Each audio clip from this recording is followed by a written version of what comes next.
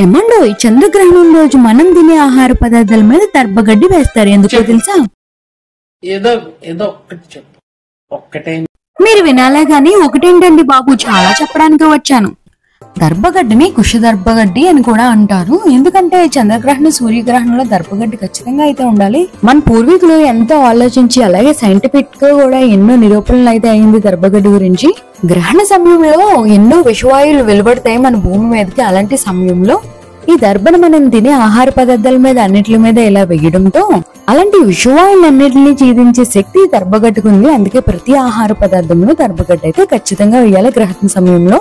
ముఖ్యంగా నిల ఉండే ఆహార పదార్థాల మీద అయితే దర్భగడ్డి ఖచ్చితంగా అయితే వేయాలి. ఇలా ఆహార పదార్థాల మీద అన్నిటికీ వేయగా ఇంటికి సూర్యుకి వచ్చేవారు. ఒకప్పుడు పెంకిటిల్లు ఉండేవి కాబట్టి ఇప్పుడు అలా లేవు కాబట్టి బిల్డింగ్ మీద అయితే వేసాను. గ్రహణం నుంచి వెలువడే విషవాయుని డైరెక్ట్ మన ఇంటి మీద పడకుండా ఉండడానికి ఇలా అయితే వేస్తారు. ఇంకెందుకు లేట్, సబ్స్క్రైబ్ చేశాను మరి.